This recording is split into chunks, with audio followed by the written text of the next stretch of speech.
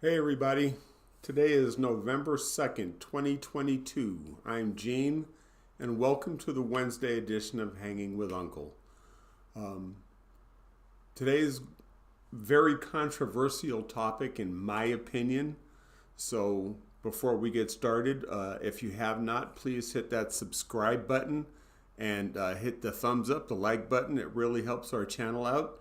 And click that notification bell so you'll be notified whenever we put new content out. And with that, let's get started. So there's been a lot going on in the past few days, and I think the ugly monster of fascism is showing its head here in the United States. This started with the Tangerine Terror being a sore loser and not accepting the loss that he took from Joe Biden in November of 2020. And it didn't start there, though, because to me, the right wing lost its mind in 2008 when Barack Obama, a black man, was elected as president and to live in the White House. They can't handle that. They blew a gasket. And ever since then, we've had nothing but conspiracy theories about how he wasn't born in the United States. He needs to show his birth certificate. But you never asked any other president to show their birth certificate, which proves to me that it was just purely racial and racist motivation for all this rhetoric. And it has not died down. Even in 2016, when Republicans took control of the White House, Senate, and House, it didn't slow down. But it's getting even worse now.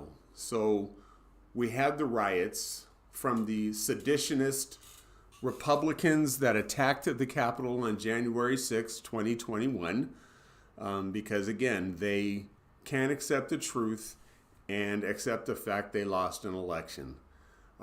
Personally, I'm tired of talking about this, but it's important to understand.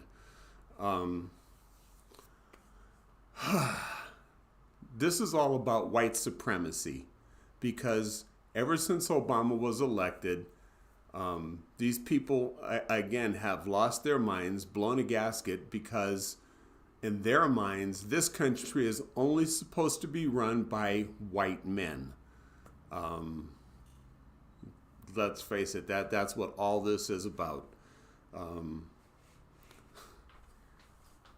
We see it now in these elections here in the midterms in 2022, here in Arizona, where you have these white supremacist thugs standing outside mail ballot drop boxes, taking pictures of voters and their license plates. For what reason? There's no reason for that. It makes no sense. There's no legal justification for it. And one lady, a grandmother, took a picture of these guys, their license plate, which they had covered up. So these thugs watching ballot boxes had their license plates covered up, but want to take pictures of yours. And of course, they assaulted her for just trying to get their license plate. So again, it's like, it's okay for me, but not for thee. And we have these election deniers running for office again in my state here in Arizona. I'm not voting for Carrie Lake. She's crazy. She's certifiable. She belongs in a mental institution.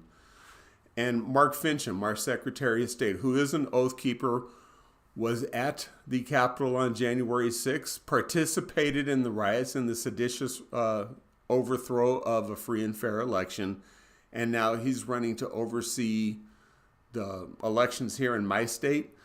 No, even the candidate in Michigan has said once Republicans win this election, they'll never lose another one. And why is that?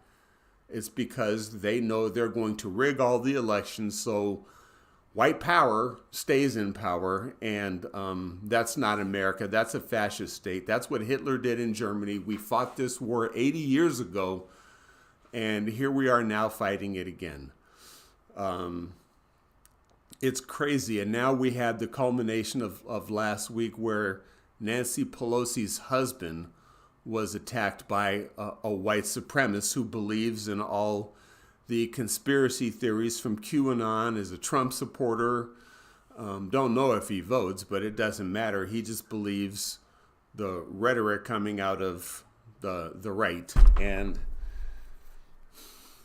I'm hearing all these denials, especially coming from Fox News, trying to put the blame on Paul Pelosi, the victim. It's your fault that this guy decided to break into your house, hit you with a hammer, ask, "Where's Nancy?" The same thing they were chanting on January 6th outside her office.